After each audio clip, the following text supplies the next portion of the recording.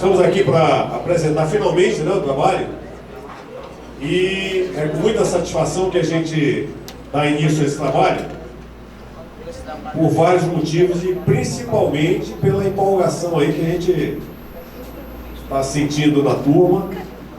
E eu quero falar bem pouco aqui, porque a satisfação já não precisa ser falada, já basta ela ser sentida. Mas eu queria só lembrar para vocês e perguntar de vocês se tem sentido aquele medo que vocês demonstraram quando eu pedi para fazer o trabalho, que vocês falaram assim: não vai ser possível, né? Nós não vamos conseguir. Mas como aluno do primeiro e segundo período fazer um trabalho desse? Como é que vai ser feito e tal? Mas está aí. Será que realmente era impossível fazer? Pois é, né? E realmente é assim que deve ser, não só na universidade, na vida principalmente. É a gente, quando tem que enfrentar um desafio, é mostrar para a gente mesmo que quando se quer, se consegue. É mostrar para nós mesmos que nós somos capazes, que nós temos capacidade.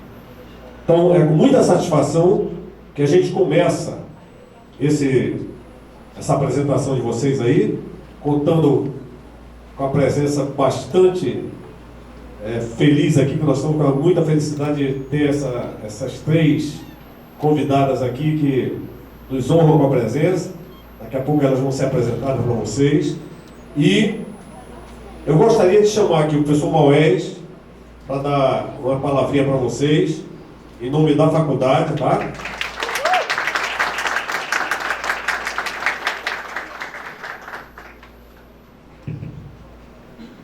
Boa noite, pessoal. Cadê o resto da turma, rapaz? A gente chama mais gente. Pessoal, parabéns, tá? Realmente é contagiante, como diz o professor Orígenes, e a gente fica muito orgulhoso de que vocês estavam errados, de não conseguir, para ver o que está chegando aqui, tá? Então, na verdade, é isso que a gente quer. E o trabalho que está sendo feito aqui, agora, nesse exato momento, ele não se limita ao produto que vocês vão apresentar, mas principalmente essa primeira barreira superada, de mostrar que vocês podem, que vocês conseguem, quanto antes a dor é mais fácil de ser superada.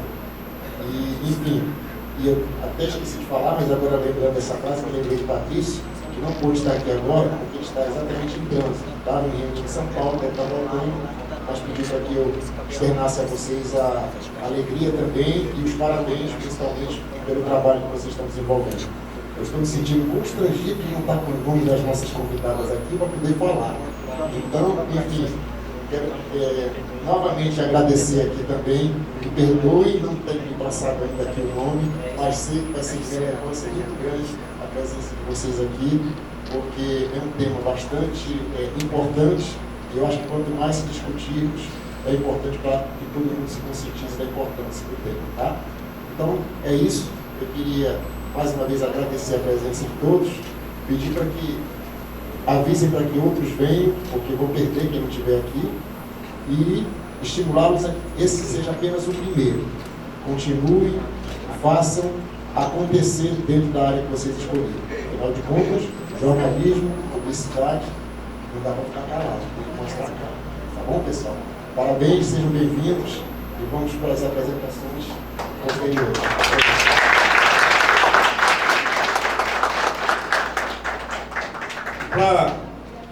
Em nome agora do curso, o professor Carlos Fábio, né? Falar para os alunos.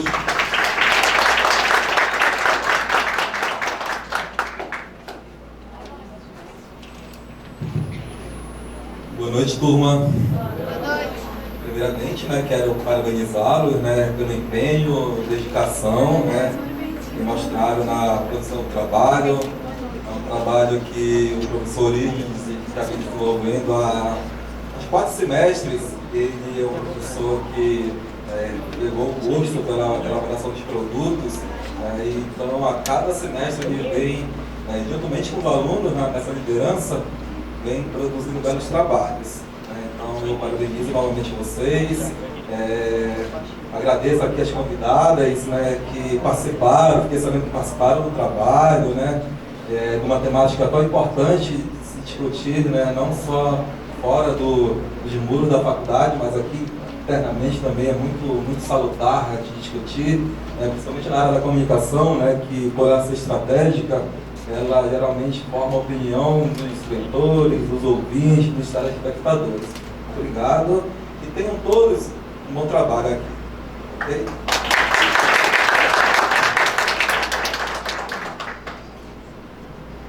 Bem, eu vou aproveitando, vou deixar o professor Carlos Fábio descer, porque nós vamos formar a mesa daqueles que vão fazer a parte de julgadores do trabalho de vocês, e o professor Carlos Fábio vai ser o primeiro a participar da mesa. Então, por favor.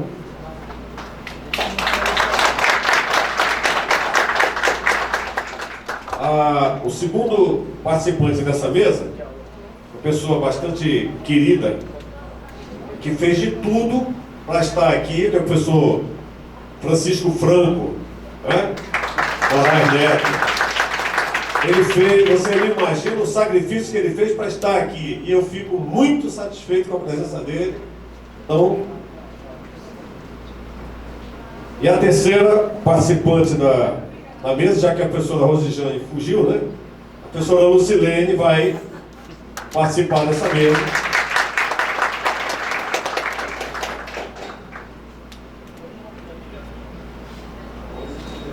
Ela veio até já de fada, tá vendo, Daniel? E a partir de agora, pessoal, está na mão da turma. A partir de agora, está na mão de vocês. Então,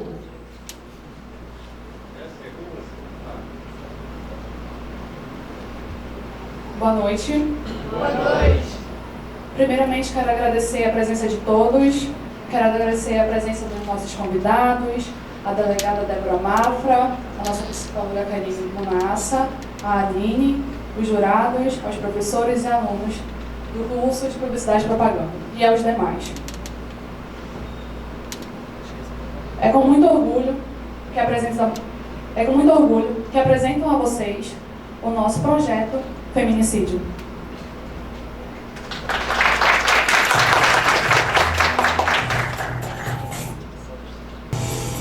Olá, boa noite. Boa noite. Feminicídio. Casos de violência contra a mulher dentro de casa são os mais frequentes no país, segundo o site Jus Brasil. O mapa da violência aponta que o Brasil ocupa a 5ª posição entre os países mais violentos para as mulheres. Em 5 anos, 32 mulheres foram assassinadas no Amazonas. 5 desses casos foram registrados como feminicídio. Morrer pelo fato de ser mulher levanta discussões. Muitas dessas vítimas, elas iniciam uma relação afetiva sem perceber que estão adentrando num ciclo abusivo. Faz o poder público também ser responsável por criar estratégias e mecanismos para prevenir esse tipo de crime. A Polícia Civil, por meio das delegacias da mulher, orientando, fazendo palestras para que todos sejam orientados a buscar ajuda. Você vai conhecer a história de pessoas que tiveram a vida impactada pela violência. Vai completar 8 anos e eu pulei uma janela para tentar me salvar. Foi a primeira agressão que sofri por parte dele. Agora, No jornal Panorama News.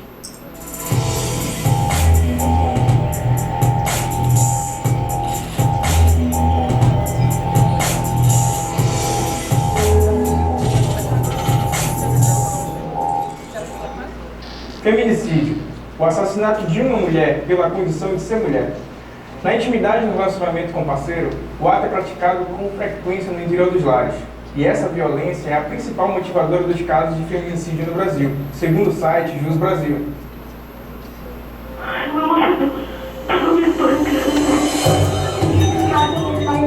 Ele já bateu na minha mãe. Pelo amor de Deus, ele está preso.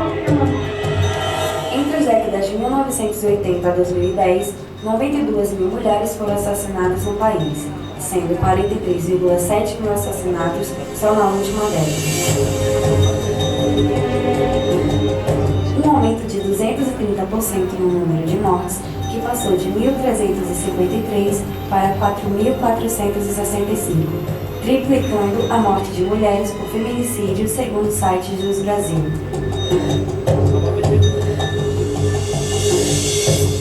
local onde o ato de violência acontece frequentemente é na residência da vítima causando a violência. Segundo especialistas em psicologia, isso deixa lesões e sequelas à mulher por ser vulnerável, e muitas vezes o agressor a deixa sem vida.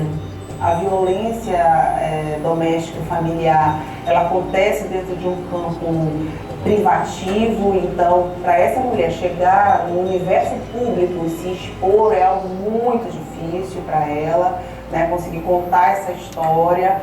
Então a gente faz de tudo para que ela entenda que isso é sigiloso, que a gente respeita isso e que em cima do que ela traz a gente vai trabalhar para que ela tome a decisão de romper, né?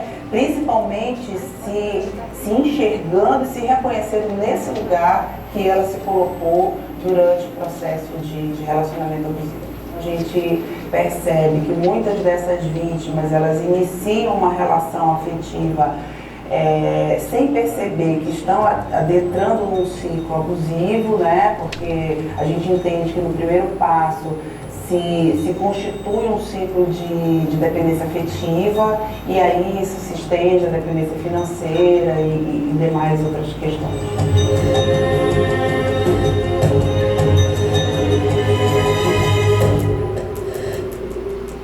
Em quase 70% dos casos de violência, o agressor apresenta comportamentos abusivos que podem ser despercebidos no dia a dia. Geralmente, as agressões começam com palavrões, gritos, empurrões e também pressão por conta da dependência financeira ou psicológica. O agressor costuma cometer o abuso e pedir desculpas logo em seguida. A violência se torna um ciclo, onde as vítimas passam pelo abuso verbal e logo em seguida para o abuso físico, e nos piores casos pode chegar até a morte.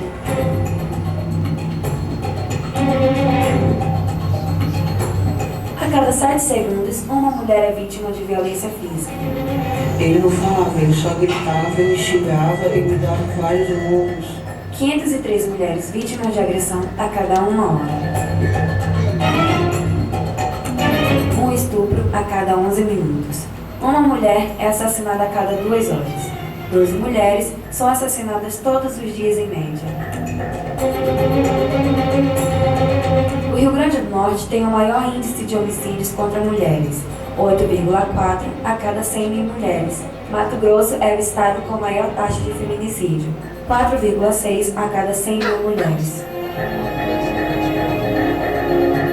Nós somos da SEJUST, Secretaria Estadual de Justiça, Direitos Humanos e Cidadania. Então, dentro dessa secretaria, tem uma outra secretaria, que é a Secretaria Executiva de Política para as Mulheres, que trabalha aí com 5 unidades de atendimento a essas vítimas de violência doméstica. A gente tem o CREAM, que é o centro de referência, e é aqui que elas passam mais tempo, é a porta de saída, que a gente acompanha, né, e depois a gente verifica o rompimento com o ciclo.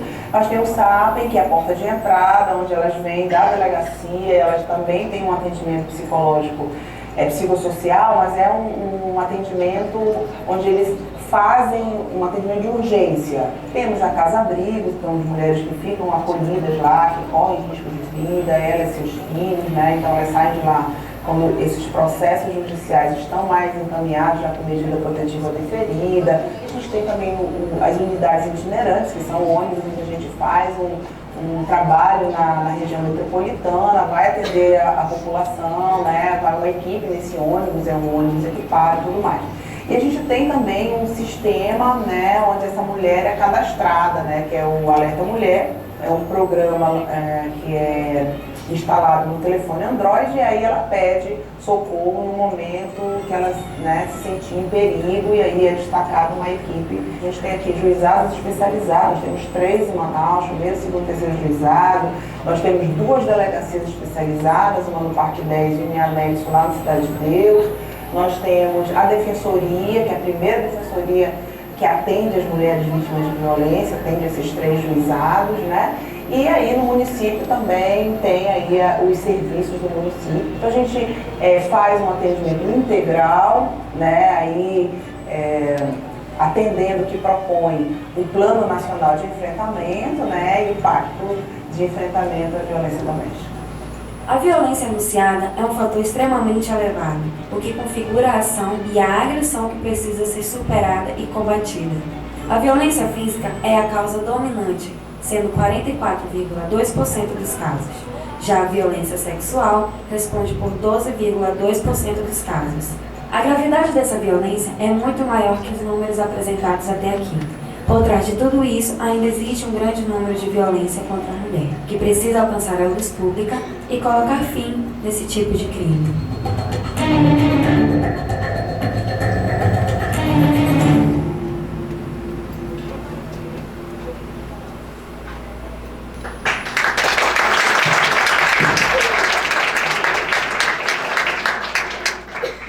Boa noite a todos, sejam bem-vindos. Meu nome é César Lima. Boa noite, eu sou a Iandra, sejam todos muito bem-vindos. Feminicídio, um assunto muito polêmico. Quero convidar ao palco a psicóloga Kaline para tirarmos dúvidas e entender o que leva à evolução da mulher.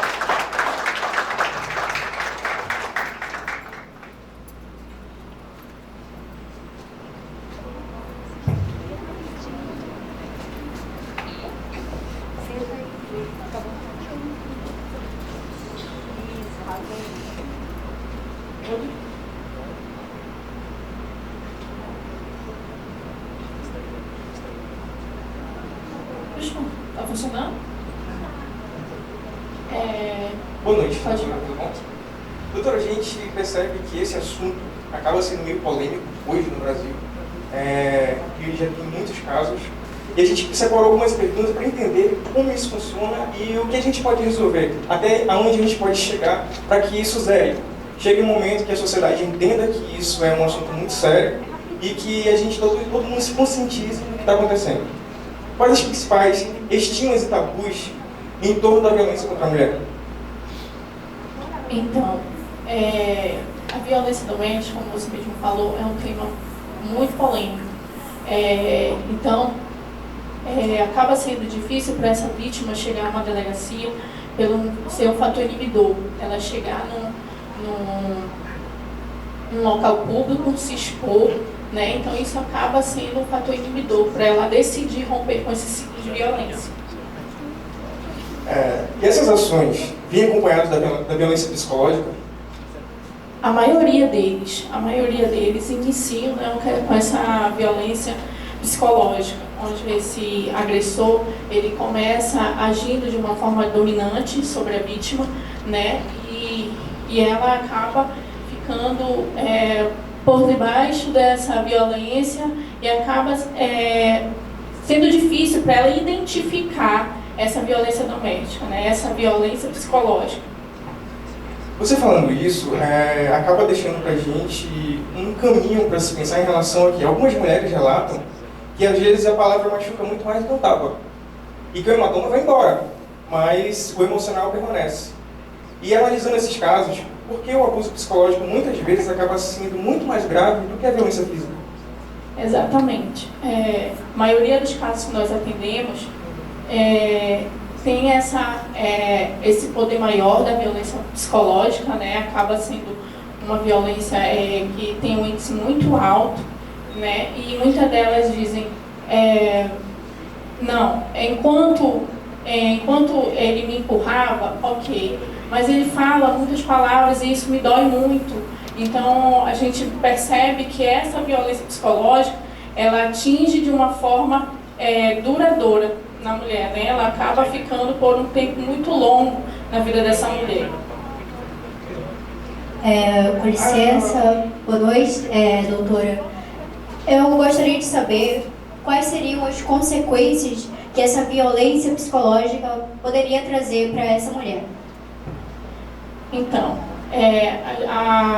as consequências psicológicas acabam travando a mulher, né? E ela acaba ficando dominada por esse homem, acaba tendo dificuldade para sair, porque ela não se vê e consegue se ver em outra possibilidade de vida longe desse homem, por mais que ela esteja sofrendo a violência doméstica. A senhora consideraria útil não só ouvir a vítima, mas também ouvir o agressor? não posso mentir, mas existem casos, sim, né, que essa mulher, ela usa dessa lei, né, para tentar prejudicá-lo, mas o índice é muito pequeno, né, que acontece desse autor também ter uma verdade. Sabemos que às vezes o apoio psicológico para a mulher, mas aí eu fico pensando, o agressor, ele pode passar por uma reabilitação, ele tem como haver algum tipo de programa do Estado que ele saia se ele for preso, ou se ele saia de uma situação de agressão, porque em muitos casos tem que ele vai preso e quando ele sai ele quer se vingar. Então, teria um tipo de programa para que existisse assim, uma maneira de conversar com ele e resolver esse problema? Já existe, né? Esse programa já existe. Aqui no Amazonas, o nome desse programa é o SARI, Serviço de Atendimento ao Agressor. Lá eles passam por uma psicoeducação, eles participam de terapia grupais, né? Como parte da pena deles, são encaminhados pelos juizados. E por lá eles fazem todo esse acompanhamento psicológico, onde eles são ouvidos, onde eles passam pela psicoeducação, né? Dados assim de agressores que já se reabilitaram, conseguiram voltar para um cotidiano normal e tipo, em relação até dar palestra sobre isso, tem alguém aqui no Manaus fazendo isso? Existe alguns agressores que inclusive deram essa entrevista de que mudaram de comportamento, passando por esse serviço de educação, né, com essas terapias de grupo. Existe sim. É possível identificar as causas de ainda haver violência contra a mulher? É possível identificar as causas de ainda haver a violência contra a mulher? Essa questão, ela vai muito da cultura, né? Ela vai muito lá da relação patriarcal, onde esse homem ele toma postura de dominante, de poder, e então essa é a primeira causa que dá da violência doméstica. Porque assim, essa forma de identificar, eu vejo muito que é o lado da família. Às vezes quem está sendo agredida tem amigos, tem familiares, tem tias que podem identificar isso, e eu gostaria de saber uma maneira de saber o que está acontecendo. Tipo assim, um olhar, ou uma questão de chamar para conversar, se isso é possível identificar aí, nesse ponto. Bom, é um pouco difícil, porque quando a vítima está debaixo dessa violência doméstica, ela pode apresentar os hematomas, ela pode apresentar um comportamento diferente, mas aí quando essa família identifica, ela vem a negar, né? Então, por medo, né, por insegurança, muitas das vezes ela não acredita no judiciário, né? Então a gente esbarra muito nessas questões ainda. Isso é muito sério, né? Então, alguém de vocês querem fazer alguma tipo de pergunta para a doutora? Vocês têm interesse de fazer? Lu?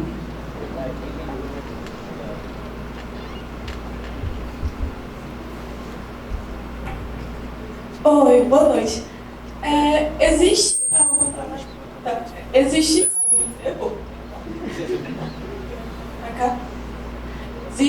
alguma explicação plausível, como, por exemplo, alguma explicação plausível para a pessoa se tornar agressor? Como, por exemplo, traumas de infância ou algo assim? A gente encontra muito essa problemática quando esse homem ele cresceu num lar violento, né?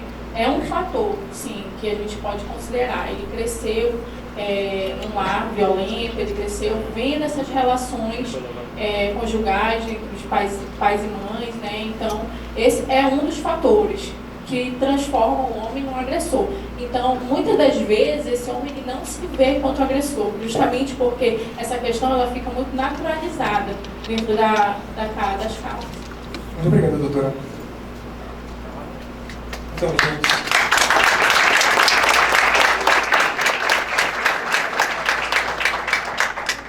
Aqui terminamos o primeiro bloco do jornal Panorama News.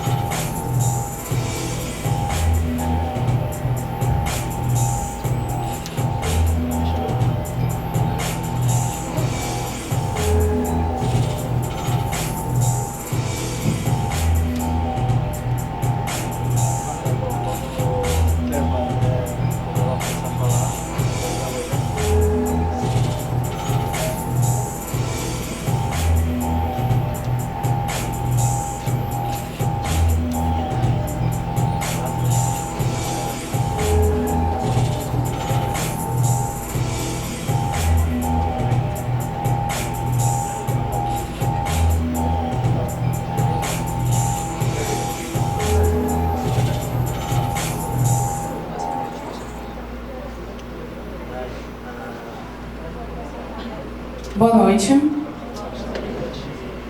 Quero agradecer todas as doações que conseguimos hoje. Quero agradecer primeiramente a todos vocês por terem ajudado nós chegarmos aqui, aos professores, coordenadores, jurados, nossos convidados de vocês. Vamos realizar a continuação do segundo bloco. Feminicídio.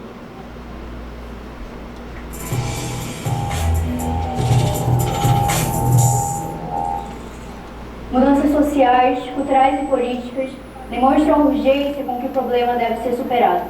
É um desafio para o Estado e a população. Precisamos dar um basta, sobretudo, na sua forma extrema, o assassinato.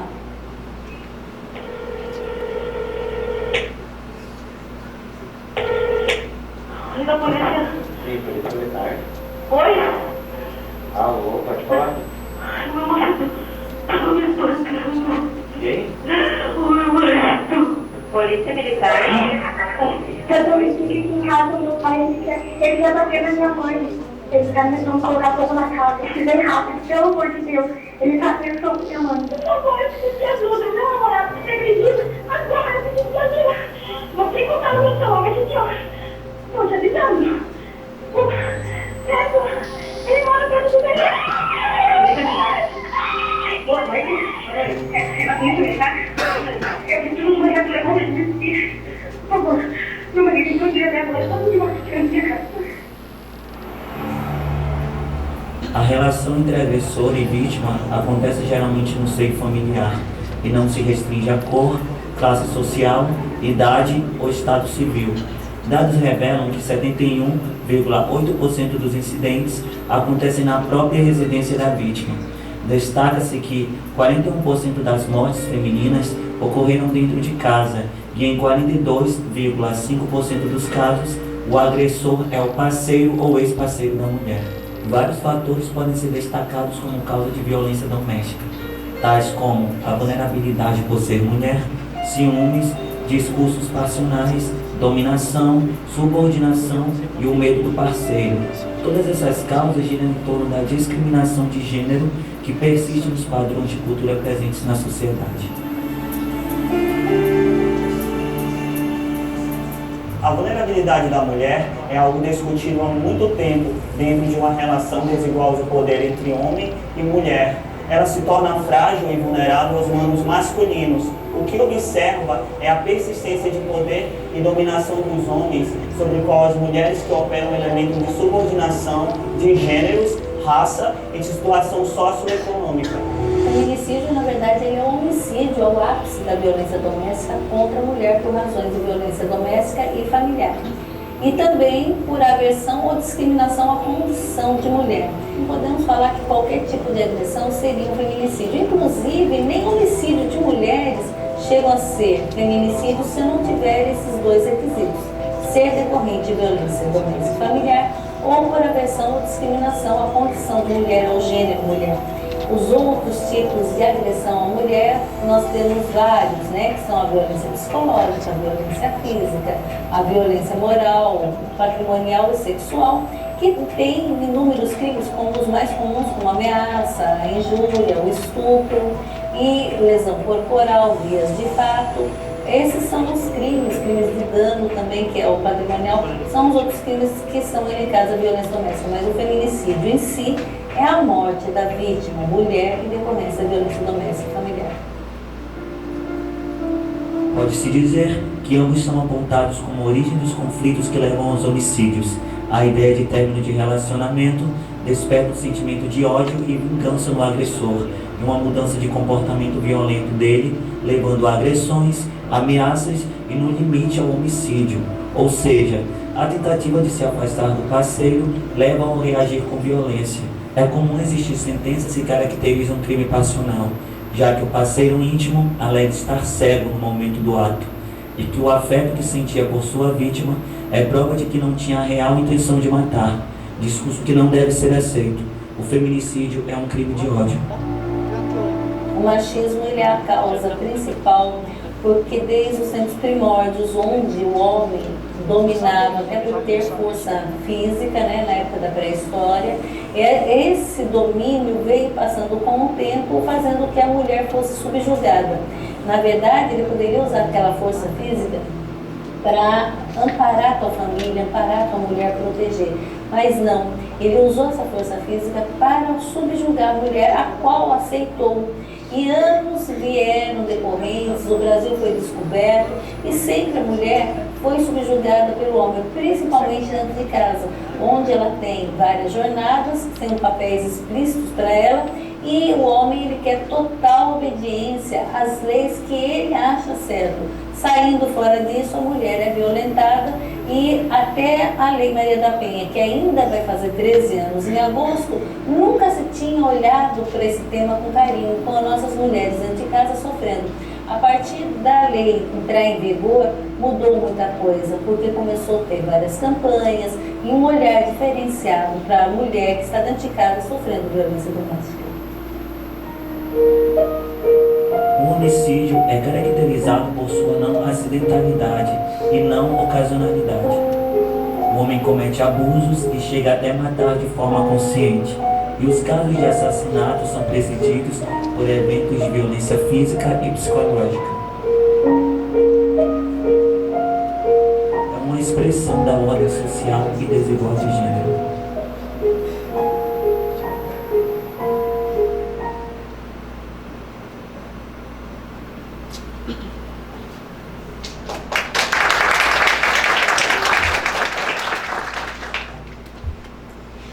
Boa noite.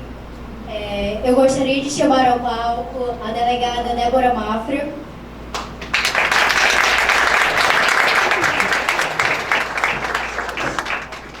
Que vai nos responder algumas questões sobre a violência contra a mulher. A gente sabe que existem vários tipos de violência, mas a partir de que momento é considerado feminicídio? O feminicídio é o ápice da violência, né? O feminicídio é a morte da mulher, decorrente da violência doméstica familiar ou decorrente da aversão ou discriminação à condição de mulher. O primeiro é fácil até de você identificar, é aquele relacionamento possessivo, relacionamento abusivo, e a mulher vai ficando quieta. Geralmente, as mulheres que morrem de feminicídio são aquelas que nunca denunciaram. Ou se denunciaram, elas acabaram retirando o processo, retirando a queixa, pedindo para que ele não seja processado. É interessante ver que ele se sente o senhor da vida daquela mulher. Se não estiver obedecendo, ele vai lá e mata. Até as ações dele, que na verdade o feminicídio, como eu digo, é o ápice, porque ele começa a matar aquela mulher no primeiro xingamento, humilhação. Ele vai mudando aquela personalidade. Uma mulher que casa-se com um homem num relacionamento abusivo, no dia da morte dela no feminicídio, ele já começou a matar ela no primeiro grito, nas primeiras humilhações. Ali somente foi a consumação do ato que ele sempre teve desejo em fazer. O outro, que é a discriminação, aversão, é o mesmo que aconteceu com aquele maníaco do parque. Ele via uma mulher, ele sentia um ódio tão grande, ele conseguia captar ela, levar ela para um local para poder matá-la. Ele tinha uma aversão à condição de mulher. E o interessante de tudo isso, que o Brasil hoje é o 5º lugar no ranking mundial de feminicídio, por isso que nós temos que falar e falar muito para combater essa violência. E por que teve esse crime? Porque os homens usavam a tese que ele estava em violenta emoção e que ia lavar a honra. Interessante que o Brasil todo aplaudia isso, a ponto dele sair pela porta da frente do tribunal do júri, e era repetido novamente, outra mulher que morria, era a mesma história. Por isso que precisou já iniciar com esse requisito, que vindo de uma violência doméstica familiar já entra como um homicídio qualificado, é um crime hediondo e foi necessário. E mesmo assim, a gente vê que nós estamos ainda no 5º lugar no ranking do Brasil, que é uma vergonha para o Brasil, tantas mulheres ainda estarem morrendo na mão dos seus maridos, dos seus ex-companheiros, aquele que jurou amar um dia. E eles acabam com a vida, não pensando nos filhos, que são vítimas reflexas desse feminicídio. Quantos filhos hoje sofrem por não ter mãe e nem pai, porque o pai está na penitenciária? A gente sabe que existe a lei do feminicídio. Então, você poderia nos falar como é que funciona essa lei do feminicídio? É o que eu falei, né? A lei do feminicídio nada mais é que um homicídio qualificado, pedindo esses 2 requisitos, né? Da relação que venha de relação de violência doméstica e familiar ou aversão à discriminação, condição de mulher. E é interessante que tem pessoas que falam assim: nossa, mas tem tanto feminicídio, o tempo todo feminicídio, porque vem mulheres morrendo no tráfico, mulheres morrendo num assalto, num latrocínio. E, na verdade, feminicídio não é uma morte de uma mulher. É morte de uma mulher com esses requisitos.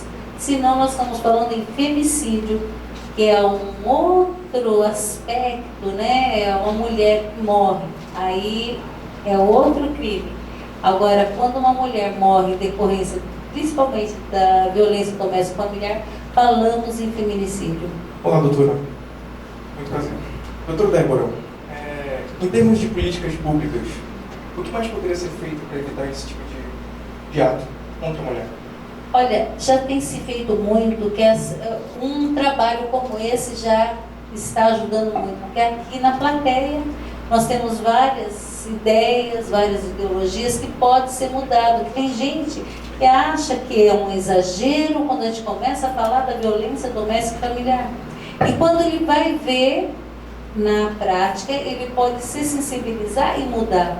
Outros aqui vão se identificar com esse problema e não vão querer mais se calar, vão querer realmente se intrometer num relacionamento abusivo, querer denunciar, querer ajudar uma vítima.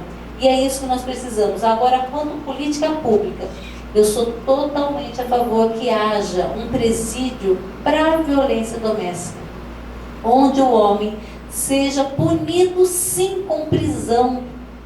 E na verdade a prisão no Brasil é uma exceção, a regra é liberdade.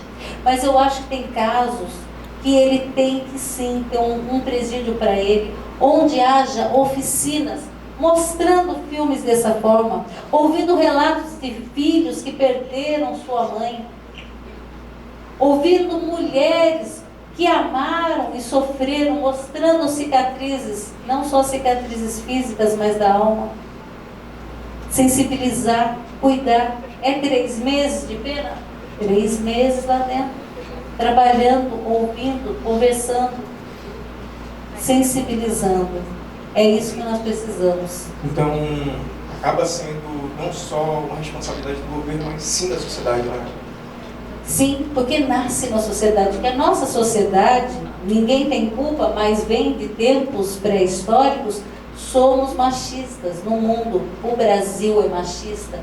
Só os homens? Não, homens e mulheres são machistas. Interessante que essa visão começou a modificar após a entrada em vigor da Lei Maria da Penha, que vai fazer 13 anos. Aí começou a se falar em violência doméstica, começou a se pensar nisso. Mas interessante que nós convivíamos com isso dentro de casa, e antigamente não tinha Face, mas o casal do Face aparecia na sociedade. Quantas mulheres nossas avós apanharam, quanto nossas mulheres sofreram, e no dia da festa estava ali do lado do homem, sorrindo, se dizendo feliz, orientando suas filhas, dizendo que casamento é assim mesmo, que o homem é assim mesmo. E algumas inverdades que se tornaram verdades, todo casal briga, todo mundo discute. Aí quando você se casa, leva um tapa, você acha, não, é normal, porque eu já estava avisada que era assim, mas não. Podemos ter uma discussão, sim, na psicologia diz que é saudável a discussão, com respeito. Discussão é discutir ideias, eu tenho uma ideia e você tem outra, nós temos que chegar no consenso.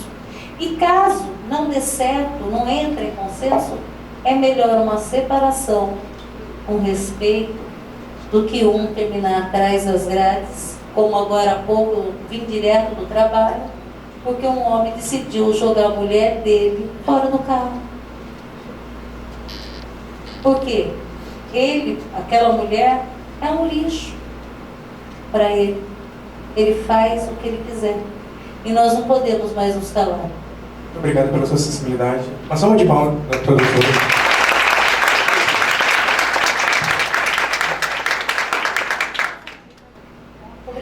Obrigada por deixar claro as dúvidas que nós tivemos. E agora vamos dar a oportunidade para quem quiser fazer pergunta na plateia para a delegada.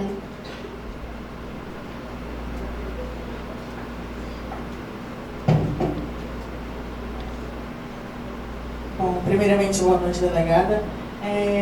Havendo, assim, por exemplo, o agressor, ele é detido, né, preso e tal, por ter agredido, e cumpre as medidas socioeducativas também que existem, certo? Ou não? Não.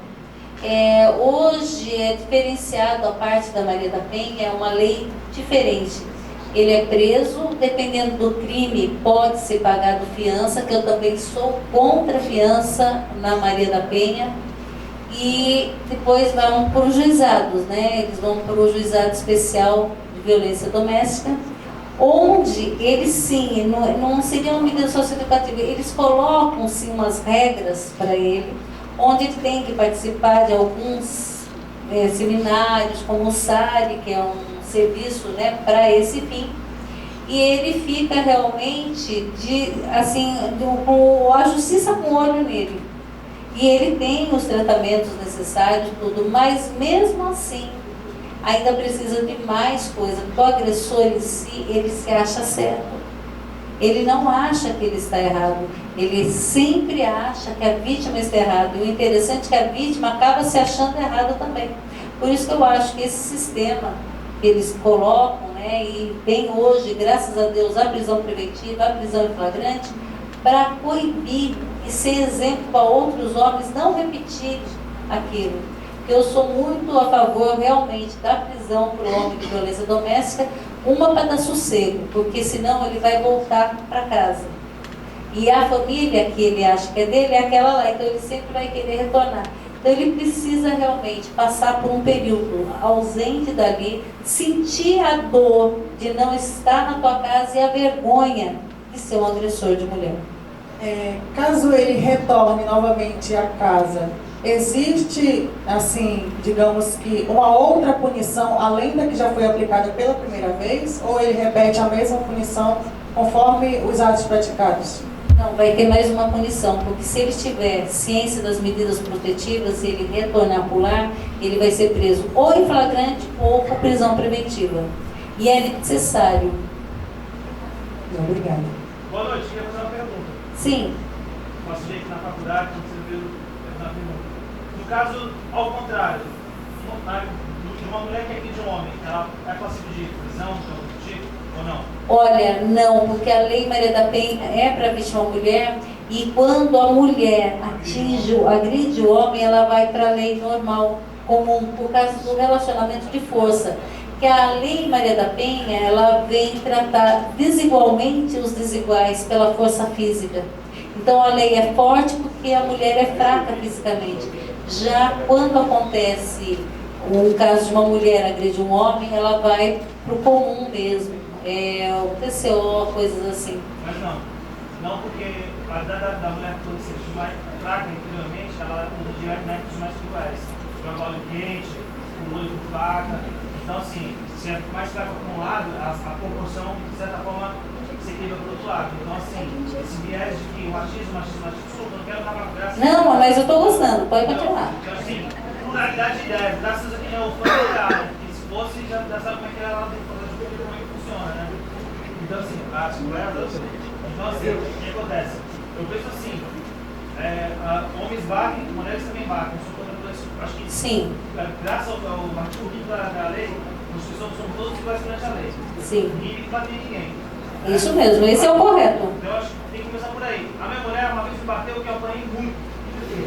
Mas aí acontece. E a reação é essa, todo mundo ri. E você registrou? Todo mundo ri. Ah, risada, né? É. Talvez se fosse eu baixei na minha mulher. Nossa, todo mundo ia querer bater em você também. Legal. Então, a cultura machista existe de um lado, mas a cultura de interpretar a briga do homem, da mulher batendo no homem, é sempre no cunho do humor, né? É sempre humorístico. Mas então vamos começar também a ver por esse lado, né? Não é engraçado quando a mulher bate no homem, porque se a mulher não tem força, ela vai usar de métodos cruéis, entendeu?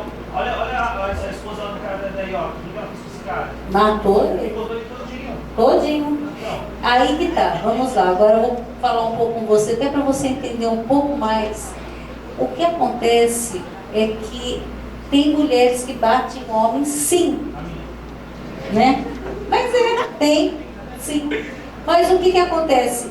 No universo brasileiro, é mínimo perto dos homens que batem mulheres. Esse é um. O segundo é força física. É mínimo. Mas sabe por quê? Eu trabalho com delegacia de polícia. Se puxar a estatística, quem apanhou mais foi mulher. Mas por quê? Tem o machismo, o homem não vai denunciar. Então, às vezes o homem é punido, até por não ter uma lei forte, porque ele não denuncia. Eu vou falar uma coisa, importunação sexual. Pode ser para homens e mulheres. Estupro para homens e mulheres. Não temos homem que recebeu importunação sexual. Porque se uma mulher passar a mão na parte íntima do homem, ele não vai denunciar. O homem apanha de uma mulher, que nem você que apanha de sua mulher, você denunciou? Então, mas aí será que não foi o seu machismo que não deixou, porque você não quer que riam? Será que se começasse por você denunciando, não podia mudar esse paradigma? Você estava errado? Então você apanhou que estava errado. Ela errou de ter batido. Mas aí que está. Mas não justifica. A violência nunca justifica. Você podia estar errado. É isso que eu estou falando. Independente, eu também concordo. Eu não sou a favor de mulher bater em homem, nem o homem bater na mulher. Mas uma coisa eu falo, foi necessário. Porque, queira ou não, hoje está virando mais o jogo, a mulher está sendo mais independente e tem realmente mulheres que atacam seus maridos. E, inclusive, tem mulheres que utilizam a Lei Maria da Penha falsamente. Quando eu pego uma falsamente, eu coloco denunciação caluniosa assim. Sou delegada da mulher, mas eu não gosto de injustiça, de maneira nenhuma. E eu não acho certo nem rir quando o homem apanha. Com licença. Pode falar. Só de um homem e uma mulher, né? Isso. Agora, se uma lésbica mata a sua parceira, a lésbica não vai pra cadeia? Vai. E a mãe que bate na filha? Vai também. Que, vamos lá, tem os requisitos na Lei Maria da Penha, que é esse aí. A vítima tem que ser mulher. O agressor pode ser homem ou mulher. Muito obrigada, delegada. Muito obrigada por ter esclarecido as nossas dúvidas. E agora a gente vai encerrar o nosso segundo bloco e daqui a pouco a gente volta. Muito obrigada.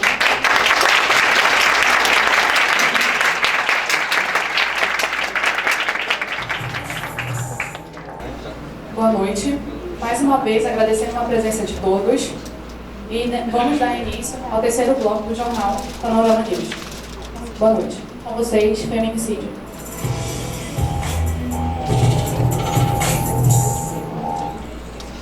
A primeira medida legislativa que despertou a sociedade para a ocorrência da violência intrafamiliar foi a Lei Maria da Penha. Ela foi sancionada em agosto de 2006 e criou um mecanismo para coibir e prevenir a violência doméstica familiar contra a mulher e representou um marco no combate à violência de gênero. Segundo dados levantados pelo IPEA, Instituto de Pesquisa Econômica Aplicada, a Lei Maria da Penha fez diminuir cerca de 10% a taxa de homicídios contra as mulheres dentro das residências. Entretanto, não foi muito aplicada nos casos de homicídio e foram verificadas deficiências quanto ao grau de institucionalização dos serviços protetivos às vítimas de violência doméstica, o que torna necessário uma constante avaliação das políticas existentes, ou seja, novas medidas com vistas a alcançar a efetiva redução do quadro de violação dos direitos das mulheres. Antigamente a dificuldade era porque ele não iniciava como hoje, ele era um homicídio e às vezes era um homicídio simples, e o povo brasileiro já tinha na cabeça que o homem que matava a sua mulher, ele matava porque ele estava lavando a honra, era a tese mais utilizada pelos advogados, e ele agiu sob violenta emoção. Então todos os homens, a maioria deles, foram absolvidos do tribunal do júri quando não tinha ainda a lei do feminicídio. Até que o nosso legislador, com um olhar muito especial, notou que precisava realmente existir um feminicídio dentro do Código Penal, e ele veio como um homicídio qualificado, já sendo qualificado em decorrência da violência doméstica ou familiar ou em decorrência da aversão ou discriminação à condição de mulher, né, do gênero mulher. Com isso, já dificultou demais a absolvição dos agressores, porque o agressor de mulher, ele não é aquele bandido que a gente está acostumado com uma arma na mão, assaltando pessoas, sendo traficante, de forma alguma. O agressor da mulher é aquele que está no meio da sociedade junto conosco, nós nem sabemos. Ele é aquele cara bacana no trabalho, bacana lá na faculdade, só que quando ele entra dentro de casa, ele maltrata muito a sua mulher.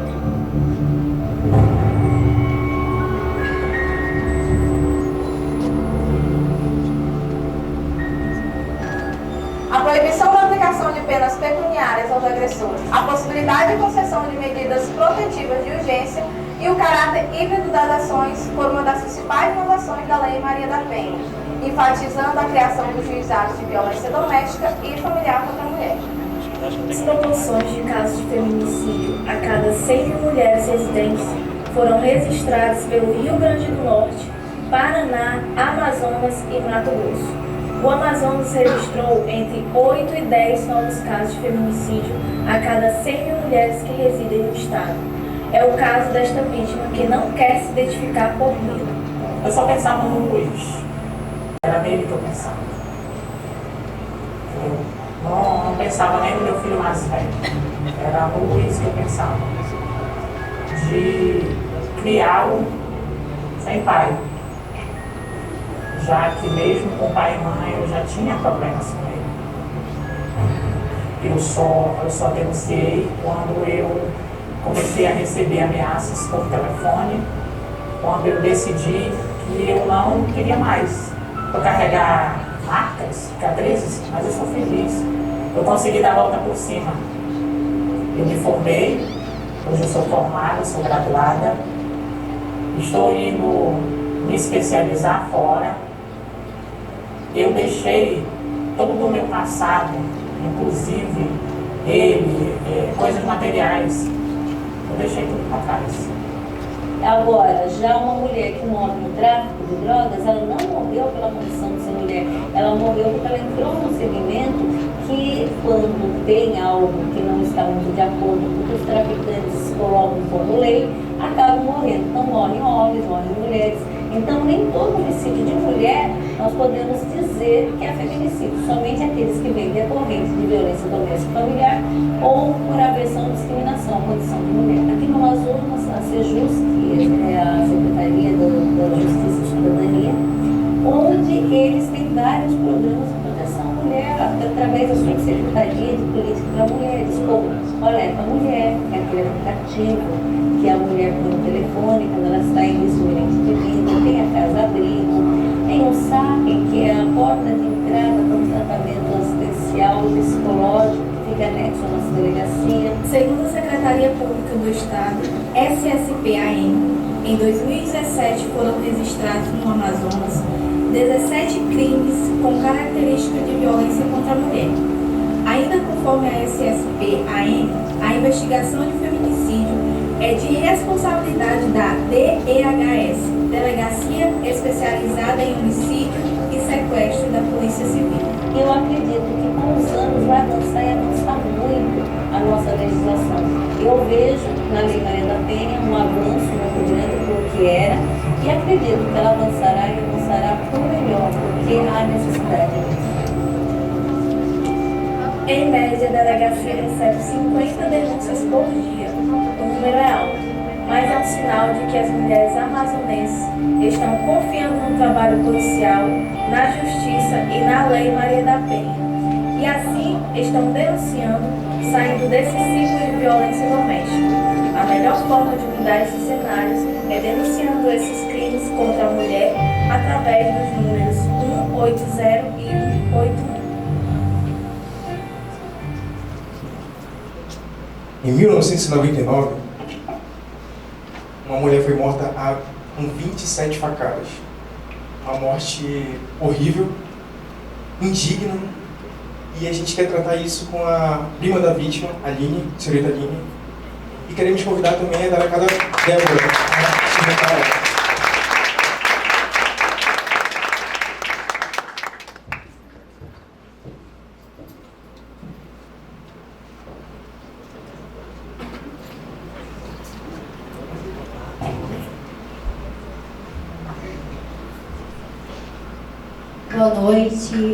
Boa noite, senhorita Aline. Eu gostaria que você nos falasse como você soube ou suspeitou que a sua prima ela estava sendo violentada.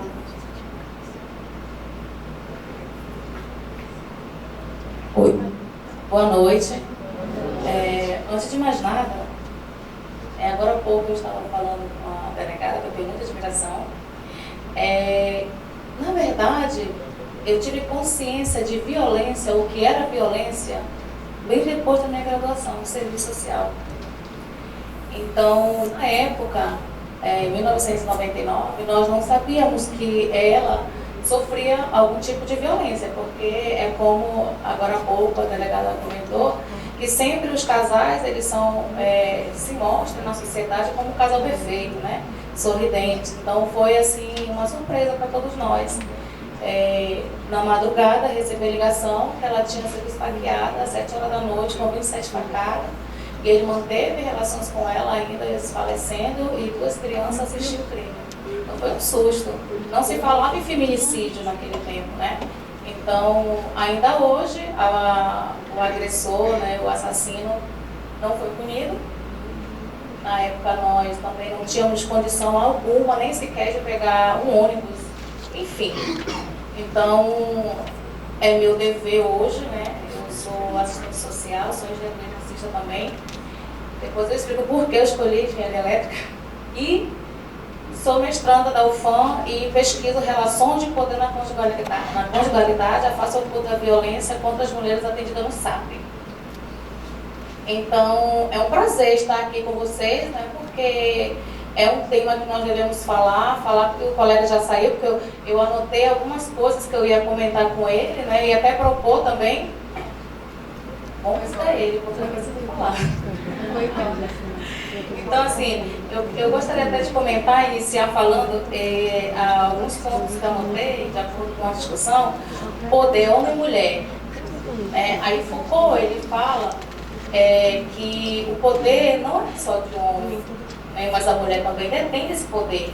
E quando ela sabe usar, aqui está a psicóloga, a delegacia e a delegada, que sabe bem o que eu vou falar, quando elas sabem usar esse poder, elas usam até mesmo da lei, para constranger esse homem e tal, enfim. Legal que teve a Maria da Penha, né, que foi corajosa, colocou a cara a tapa, lutou e hoje nós temos aqui. Mas, por que não fazer a mesma coisa? Né? Não se falava violência contra os homens, porque até então eu não sabia que a violência contra a mulher, para mim era algo naturalizado, como acontece na vida de todas as mulheres. Porque a violência, ela acontece, a violência simbólica, como fala Bourdieu, que ela acontece através do cavalheirismo, ela se esconde, na verdade, através do cavalheirismo, do carinho, e aí ela vai desencadeando várias violências, né? A psicológica, a moral, e agora há pouco nós estávamos falando que, para chegar no feminicídio, essa mulher, ela sofreu todas as violências que vocês possam imaginar. Todas as violências que você possa imaginar. Também um ponto que eu coloquei aqui, da delegada Débora, quanto ao SARI, né? Porque eu acredito que o SARI, ele precisa, as políticas públicas, lógico, nós devemos avançar. Mas elas só vão ser avançadas quando acontecer tipo de reuniões, seminários, encontros como esses, que vai, como bem falou a delegada, as ideias vão surgindo, várias ideias surgiram aí na nossa conversa.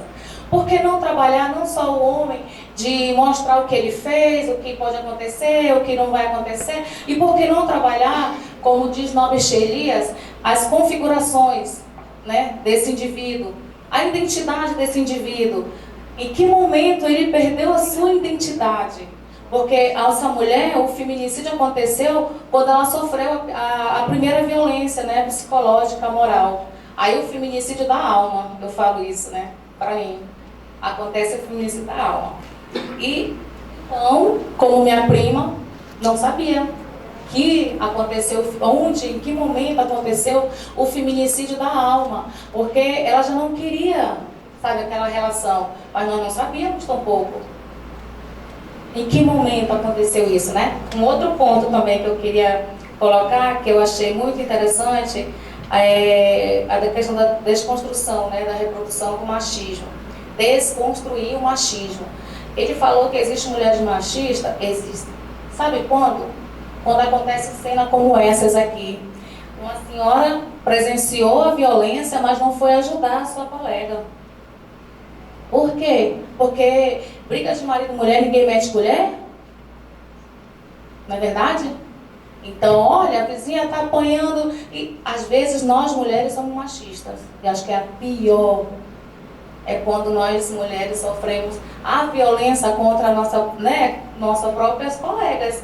Por que não foi? Por que não denunciou? Por que não... Vamos lá, eu não quero aparecer, mas conversar com ela de alguma forma. Às vezes essa mulher precisa de um abraço, ela precisa de um apoio. Então, eu acho que esse espaço de formiguinha... Que legal! Como é o nome dele? Foi Leonardo Borges.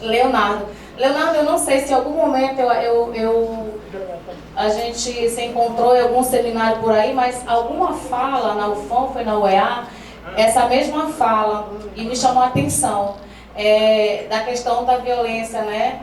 Que esse rapaz estava na UFOM e ele estava escrevendo um projeto, acho que era um PIBIC na época, não lembro, sobre a questão da violência que os homens sofriam. É verdade. Agora eu vou perguntar para vocês aqui. Ninguém vai querer falar, mas eu quero saber, como diz, né? Eu sou homem, que é homem vai falar, né? Como diz, né? Essa disciplina que o Foucault fala, que nós somos disciplinados desde a nossa essência. Quantos de vocês sofreram violência psicológica, moral? Vocês homens aqui. A namorada de vocês. Pegar o telefone de vocês, ver algum telefonema e jogou violência patrimonial. Ciúme. Violência física. Mas vocês não denunciam por quê? Por que vocês não dão a cara a tapa? Olha, aqui pode surgir um projeto, porque esse mesmo projeto vai ajudar a gente desconstruir esse conceito do machismo, sabe? É unir. As mulheres não são contra os homens. Eu não sou contra os homens. Eu quero contribuir para que acabe, para que outras mulheres também tenham oportunidade como a minha prima não teve. Então, assim, é uma resposta que eu levo para a minha família, a minha dissertação.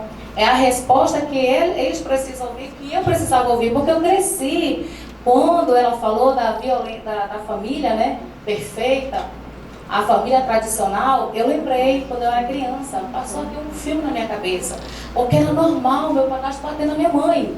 Ela não podia trabalhar. Por que vai trabalhar? No distrito? Vai dar para todo mundo. E batia. Era normal isso. Muito normal, era natural. Ou seja, e a mulher, ela é essa reprodução cultural, ela se dá. Você é menina, você vai aprender a cozinhar, lavar roupa, porque quando você crescer, você tem que ter um bom casamento para atender o seu marido, seu esposo, sua propriedade, esse meu. Então é isso, a gente tem que começar a desconstruir dentro de nós mesmos tudo isso. Aí a outra coisa que eu achei muito interessante também, é que eu já comentei sobre naturalizar, a questão das mulheres, que eu acho que ela viu uma reportagem que nós fizemos, a questão das mulheres hoje, né, no presídio vem aumentando o índice de mulheres por questões de droga. Por quê? Como falei agora há pouco, o Dieu fala que tudo acontece pelo carinho, pelo cavalheirismo, né? Olha, amor, algumas entrevistadas.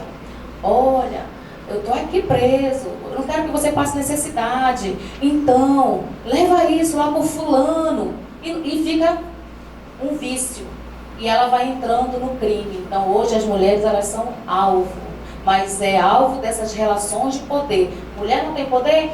Tem, e quando ela sabe usar, ela faz esse tipo de comportamento que a esposa, a companheira desse rapaz faz. Bater e tal, não sei por que motivo, mas se empodera, que isso para mim não é empoderar, que eu acredito muito que as políticas públicas têm que trazer mais assim, esse ponto bem claro dentro das suas políticas, a questão do empoderamento. O que é empoderamento? A mulher tem a Lei Maria da Penha, usar isso contra o homem? Não. O empoderamento é que essa vítima de tentativa de feminicídio tem hoje. Ela superou tudo que ela passou na vida dela, deixou o passado para trás e seguiu cursando o curso de engenharia elétrica. Não parou por aí a violência, porque quando chegou lá na faculdade, sofreu violência dos colegas, dos professores, violência institucional, todo tipo de violência. Todas nós mulheres sofremos violência a todo momento. Mas vamos culpar os homens, só os homens? Vamos olhar um pouco o nosso contexto histórico. Nós vivemos num estado extremamente conservador, um estado extremamente machista. Nós precisamos unir força e desconstruir tudo isso. Legal se nós sentássemos, eu me disponho a criar um projeto para isso, e aí nós vamos unir força e vamos quebrar com tudo isso. Quem sabe isso não é um caminho de a gente conseguir não acabar, né, mas desconstruir com esse tipo de relação de poder, de violência, como você falou, direitos iguais. Então eu acho que através dessas reuniões é que nós vamos conseguir aí caminhar e avançar mesmo, sabe? Não. Na verdade, eu não sou feminista, não. Aí, então, assim, por que eu escolhi engenharia elétrica? Eu trabalhava numa empresa. Então, hoje, no meu doutorado, o que eu quero é criar, né, na verdade, uma plataforma de informações, que eu acho que as pessoas precisam ter essas informações, né? Não só mapeamento de onde buscar seus direitos, mas entender o que é a violência, entender um aplicativo que todo mundo tem acesso, as crianças têm acesso, que todo mundo tem acesso. Então, é uma forma que a gente tem de tentar fazer a diferença, de tentar contribuir na sociedade. Então, aí eu busquei e eu estou gostando muito. E é uma forma que eu tento me realizar e superar os traumas que eu carreguei, né, que carrego, acho que eu já superei, porque hoje eu consigo falar do que eu vivi na minha infância, da minha mãe, a minha irmã, então, minha família toda. Minha avó, bisavó, isso é algo natural. Vocês nunca viram esse tipo de comportamento machista dentro da família de vocês? Menina, por que você está assim, dona Bela? A sociedade que vai te disciplinar, como você tem que sentar, como você tem que... Então a gente tem que começar a buscar aí unir forças mesmo. Acho que valeu. Muito obrigada, Aline, por ter compartilhado a sua experiência, né, conosco. E eu gostaria que a delegada nos falasse o que ela acha dessa situação que aconteceu com a prima da Aline.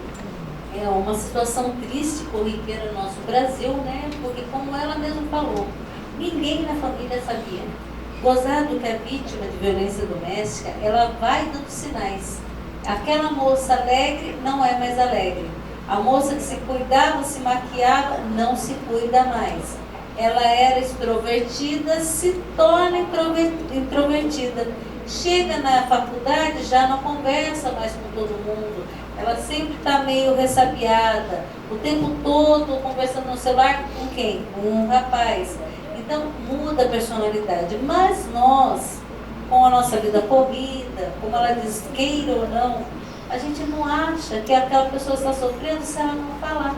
Você vai trabalhar, você acha que ela mudou, a família começa a se preocupar, começa a falar para ela, mas ela tem vergonha e medo de ser criticada. Por quê? Muitas famílias, muitos pais avisam: esse rapaz não é para você. Eu acho ele estranho. Não, mãe, não sei o quê. Naquela paixão, ela briga com a família toda, depois ela não tem coragem de falar: é verdade, vocês estavam cegos. E elas vão ficando quietas, elas vão ficando caladas. E antigamente, como no ano de 1999 que aconteceu esse crime, Não se falava em Lei Maria da Penha, não se dizia que tinha que denunciar. Então, quanto essa moça sofreu e não quis denunciar? Vergonha, a vergonha que o Leonardo passa, as mulheres passavam. Hoje, de tanto estar falando, a mulher começou a denunciar. E é muito positivo quando eu falo que hoje, antes de vir para cá, nós já estávamos com 4.559 registros de ocorrência somente no Parque 10 esse ano. Isso é bom e é positivo, porque a mulher começou a falar.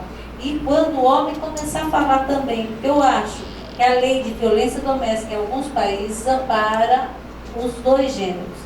E eu concordo, porque muitos velhinhos, idosos, sofrem violência doméstica dentro de casa e a lei do idoso não é uma lei forte, é uma lei fraca.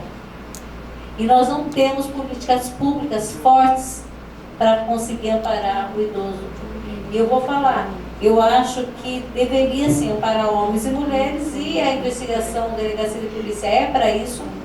E vou te falar, Leonardo, tem homens que eu não denuncio, não, de forma alguma, eu não indicio. Eu faço o inquérito todinho, mas depois eu verifico que realmente aquele homem não tinha cometido todas aquelas atrocidades. Para isso existe a investigação.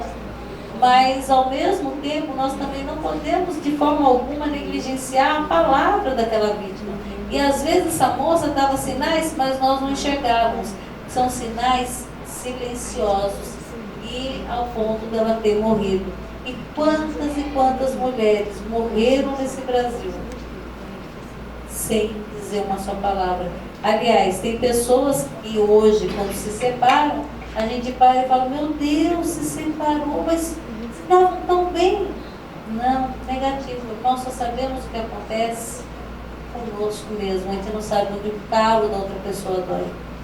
Aline, deixa eu fazer uma última pergunta. Apesar da fatalidade de ser sua prima, esse sofrimento todo, essa parte psicológica que tu teve, mas eu percebi o teu posicionamento sobre isso e o teu empoderamento feminino em relação a qual assunto abordado aqui. Então, tudo isso, o que mudou em você, o que você tem para o futuro, apesar dos projetos que tu tem, mas isso, o que trouxe para a tua vida em relação a como mulher, como ser mulher e o que vai passar para os teus filhos, para a tua família, a partir desse momento? A primeira mudança foi com a minha mãe mesmo. Com a minha mãe mesma, com as minhas tias, que eu digo que todas são minhas mães, porque eu passei a falar de violência dentro de casa. Eu passei a mostrar e fazer slide, e dentro de casa mesmo, nas reuniões familiares, em Taquatiara, e eu já fazia um slide, levava, já falava um pouquinho, então assim, algumas tias começavam a chorar e ficavam, olha, o teu tio uma vez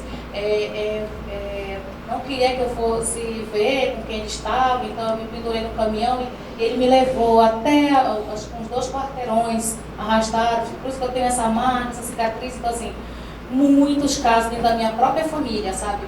E que isso não foi me empoderando ainda, não me senti empoderada não, eu ainda não estou. Eu não estou ainda não consegui alcançar o que eu quero. Então, assim, os meus planos para o futuro é criar essa plataforma, um doutorado agora, continuar divulgando, porque eu vejo que nós, como discentes, temos o dever de escrever muito, porque eu escrevo muito. Eu tenho muitos capítulos de livro, a delegada sabe, eu sempre estou ali, olha, eu quero isso aqui. Eu sempre estou pelo SAP, tem dias que eu passo o dia todo no SAP, eu converso com as meninas, eu dou ideias, olha, vamos fazer um projeto aqui, humanizado, uma sala assim, vamos fazer isso, não tem dinheiro, vamos fazer a cotinha, porque eu acho que é o mínimo que cada um pode fazer, sabe? A responsabilidade não é só do Estado não, a responsabilidade é nossa. Então, assim, é essa a minha responsabilidade. Eu queria, quando vocês colocaram a filmagem, a primeiro momento me deu vontade de chorar, porque isso toca. Isso aí é muito triste. Porque eu não vou falar, eu nunca sofri violência. Sofri sim.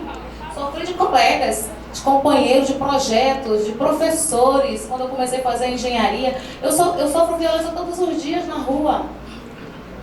Eu acho que todas nós sofremos, todos. Entende? Então, o mínimo que nós podemos fazer é contribuir e divulgar. Então, assim, recentemente eu fui a Cuba e eu passei dos limites. Eu escrevi, levei 11 artigos. E um dos artigos tinha que ser escolhido, eu tive que escolher para ir para uma revista Grupo 1. Porque eles gostaram tanto, e nossa, eu não acredito que em Manaus, tipo, o fim do mundo, tem políticas que contemplam, porque vários estados que eu já fui em congressos, que eu vou mesmo. Eu vou lá, o FON não me paga não, eu vou porque eu quero, porque é meu dever. O FON não me paga, ninguém me paga, é meu dever. Então, quando eu chego e falo do SAB, do CREAM, eu falo das ações que são feitas aqui com alguns grupos. Nossa, sério? E começo, como é que funciona? E não sei o que. Então, assim, a gente começa a ver que nós estamos bem na frente. Eu vejo que o nosso estado está bem na frente. Tem estado que nem tem delegacia da mulher. A mulher chega e vai ser atendida numa delegacia comum. Essa mulher chega fragilizada. E olha, então assim, se eu for falar muito, porque eu gosto de falar do tema pelo que eu vivi na minha infância, né, pelo que eu vivenciei, eu acho que muitos de vocês vão falar isso também, para vocês meninos não vão falar, mas alguns de vocês, homens, que tá me tocando essa história, sofrem violência com a namorada, com o telefone, e olha, tu tá olhando para aquela menina? Olha isso aqui. Então, assim, várias violências que vão construindo nessas relações e vocês vão se calando, que vocês podem abrir a boca sim, porque quando abrindo a boca, mostrando a cara a tapa, é que se constrói políticas, cenários como esses. E aí, olha, aqui já tem um parceiro, tem outro parceiro que também sofre violência. Ele diz, eu não tenho vergonha não, eu falo mesmo, ele fala. Então, assim, não é só vocês dois não, tem mais. Então, assim, o que eu faço hoje, a minha filha tem 15 anos, ela faz palestra na sala dela, ela fala com as colegas dela. Quando tem algum tipo de ação, elas estão também. Mãe, eu vou chamar minhas colegas. É importante nós começarmos a trabalhar com os jovens, com as crianças, né? E desconstruindo essa ideia. Eu quero agradecer a todos os convidados aqui, tá?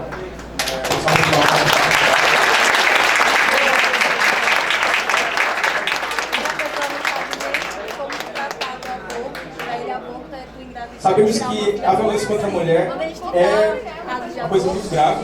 A gente, como aluno, a gente tem que levar muita atenção, como ela falou, que a gente precisa fazer isso muito mais. Eu quero encorajar todo mundo da sala, que a gente convive junto, para fazer isso novamente, só que em outros lugares, em outras faculdades, para mostrar também que isso é um assunto para todos. E aqui acaba mais um jornal Panorama News.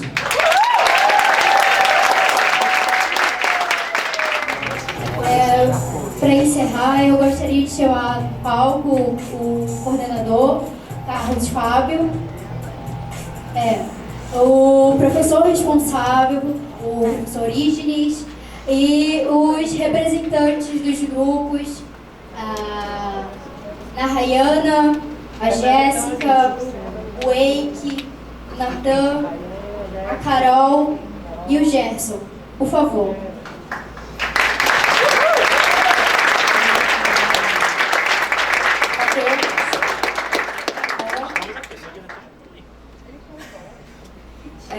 A Ione, por favor.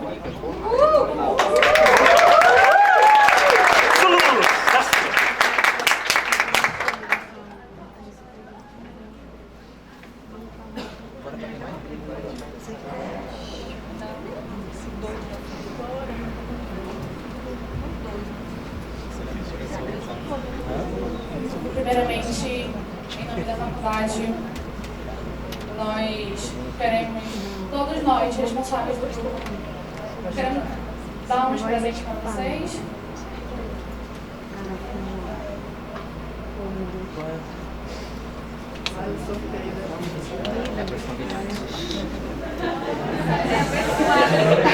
É mais fácil alguém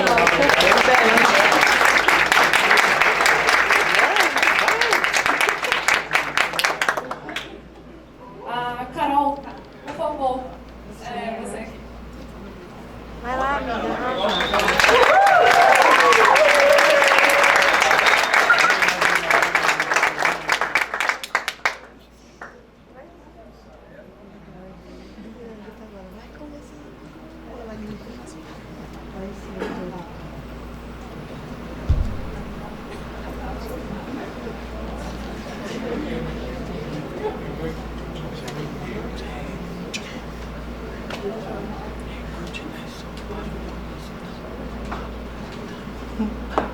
Em nome da turma, primeiramente eu tenho que agradecer a Yumi por ter iniciado esse projeto dentro de sala com o professor.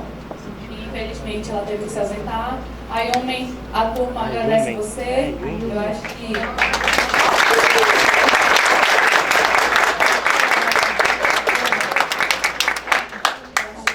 metade desse trabalho nós temos que agradecer a você.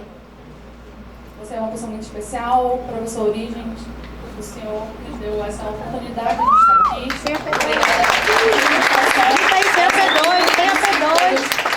Temos que agradecer ao senhor, ao nosso coordenador Carlos Fábio, que também é um dos principais institutos aqui.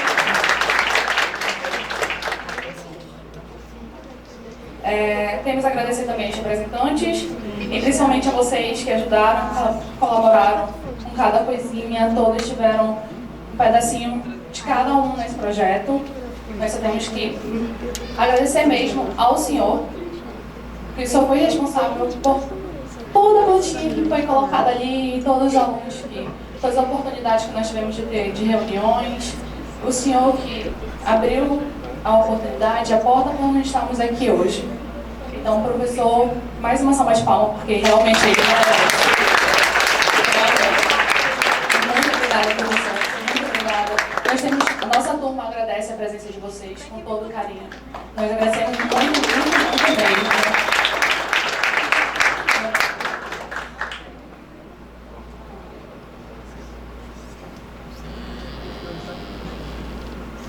Bem, eu não queria me estender muito, né? Eu queria, em primeiro lugar, agradecer à doutora Débora, que foi minha aluna, né? E é um prazer duplo eu estar aqui. Ela como delegada da mulher, ter sido minha aluna, a Aline, que deu um depoimento muito importante, bastante importante. Doutora Kaline, que foi mostrando aqui também essa questão das políticas públicas, né?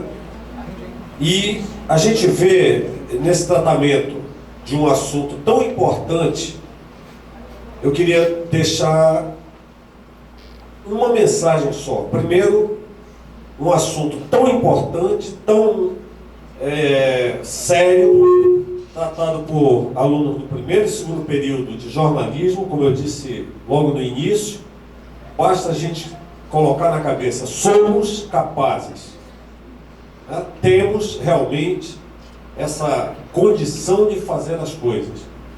E sobre o assunto em si, logicamente falando agora de maneira bem genérica, no mundo em que nós vivemos, vendo todas essas imagens que passaram por aqui, vendo esses depoimentos que foram colocados e até mesmo as discussões que aconteceram aqui, a gente tentar entender que realmente o que está faltando no mundo hoje é o verdadeiro amor.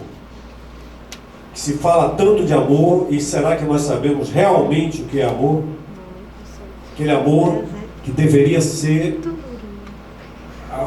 aquele de significado mais correto e mais sério. O amor, aquele que é de mão dupla. Porque quando se fala de amor sem ser aquela coisa de mão dupla, isso não é amor, pode ser qualquer outro tipo de sentimento. O amor, ele tem que ter mão dupla. Você ama quando você pensa no outro e não em si mesmo. Isso está faltando. E o amor não é pura e simplesmente o amor de um homem por uma mulher. É o amor entre pai, filho, irmãos. E aí sim também o amor entre o homem e a mulher. Isso está cada vez mais raro no nosso mundo. E é muito importante que isso seja levantado. Como você falou, é preciso que as pessoas comecem a falar dessas coisas. E, para terminar, parabéns a vocês. Vocês realmente...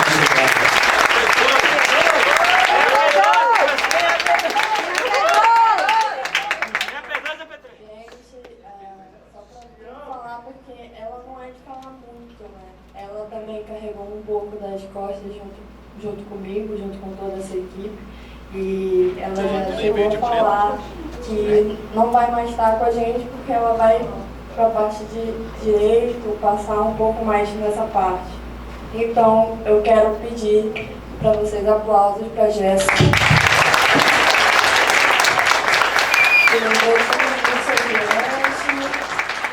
A questão dos professores, pensou em cada detalhe, toda a conexão aqui foi eu, ela e os meninos. Então a gente só tem a agradecer mesmo a todo mundo, tá?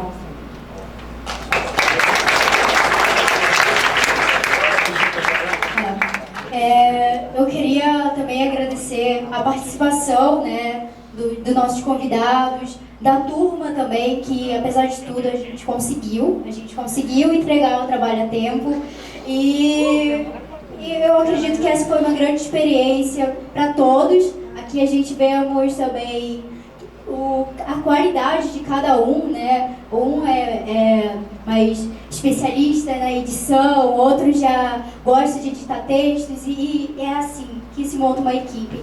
Eu espero trabalhar com vocês daqui para frente de uma forma harmoniosa e que a gente consiga entregar resultados. Obrigada.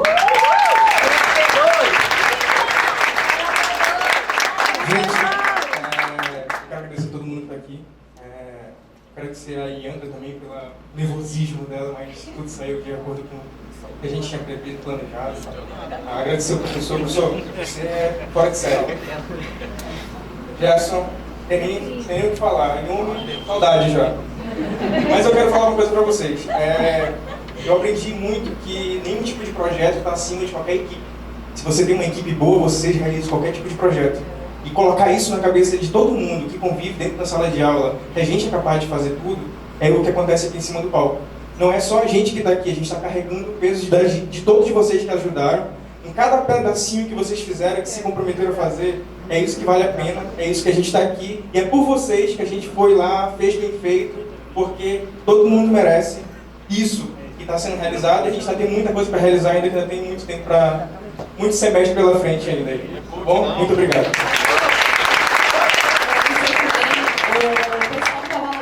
O pessoal da organização em si, gente, nota 10, de verdade, foi trabalho. Vocês sabem que tudo ali acontece, mas todos estão de parabéns. Não só a gente que carregou um pedacinho de cada um de vocês nas costas, mas vocês são muito importantes por ter isso ter dado certo. Acho que cada um aqui contribuiu, não só com o que sabe, mas com mais coisas. Eu acho que nós aprendemos muito, muito, muito mesmo nesse projeto, principalmente lidar com pessoas que precisam de ajuda. Nós não só saímos daqui, eu tenho a agradecer também aos alimentos, nós vamos doar os alimentos tudinho. Obrigada por ter ajudado as pessoas também. E eu acho que é isso. Então, para finalizar, eu queria também falar um pouquinho, né? Primeiramente, parabenizar vocês, a equipe, que eu lembro como se fosse hoje, o professor puxando a minha orelha, porque eu era a representante da turma, e vocês precisam fazer esse trabalho, e ao mesmo tempo eu recebi a notícia que eu teria que trancar por problemas de saúde, de tratamento. E muitos olharam para mim, esse trabalho não vai sair, eu disse, vai sair. Vai sair. Esse trabalho vai sair porque vocês têm a capacidade e cada um mostrou ser líder. Como eu sempre falei para vocês, sempre motivei nas reuniões que cada um tinha a capacidade de ser líder. Se cada um confiasse e principalmente se cada um cobrasse pelo aquilo que precisava ser feito, o trabalho ia sair. E saiu. E saiu muito bem feito. Queria parabenizar cada um de vocês e que nunca desistam. Mesmo que o sonho de vocês precise ser parado um momento, como o meu teve que ser parado por um momento, mas nunca é tarde para vocês seguirem adiante. Confie na capacidade de cada um de vocês. Vocês são pessoas grandes, talentosas. Hoje vocês mostraram que vocês são pessoas talentosas. Queria mais uma vez agradecer pelas orações, as mensagens que muitos passaram para mim no momento que eu mais precisava. Queria agradecer E não se preocupe que no semestre que vem eu estou de volta. Eu queria agradecer a toda a faculdade Marta Falcão, ao professor Carlos Fábio, que nos deu apoio desde o início, né? Cedendo lugar, os horários, ensaios, ao professor Orígenes, que toda quinta-feira a gente sai de lá renovado, com as palavras lá do tempo de Cabral. Na verdade, ele não foi o Cabral. Eu queria agradecer a Karine, por estar aqui, palmas para a Karine também, por favor. A delegada Débora Mafra, obrigado, doutora, a senhora tem um conhecimento exemplar de dar entrevista também nas emissoras, quando tem os casos. Obrigado por nos atender a gente naquela quinta-feira, 8 horas pontual, a doutora estava lá. Quem foi lá com a gente aqui, a turma, sabe que 8 horas foi pontual. Obrigado a Aline também, pelo seu depoimento, pela sua história, de presenciar todo esse momento, de ter conteúdo que virava noite e um dia e a gente só fazia uma pergunta para ti, enrolava aqui, tá bom? Obrigado a todos, obrigado à equipe de edição, obrigado ao Ian que está aí, obrigado ao Diego, a Grazi que fez a edição.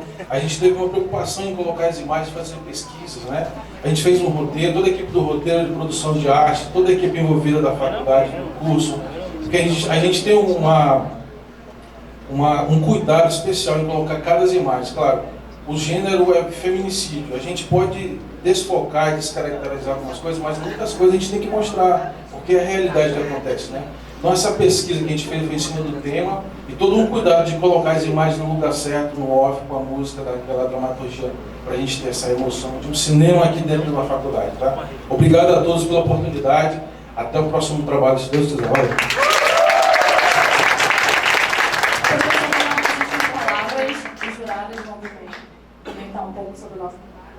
Mas lembrando vocês que no final do trabalho, quando a gente sair, tem um espacinho ali para tirar foto.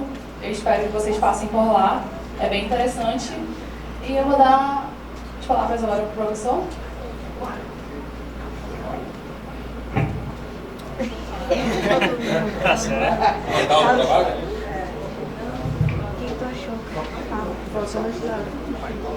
Então vamos lá, gente. Não vou prolongar muito, né? Primeiramente falar que eu estou maravilhado. Maravilhado com o trabalho de vocês, estou emocionado pelo que eu vi. Como bem ressaltaram, o trabalho de primeiro e segundo período, um trabalho muito bem feito, né?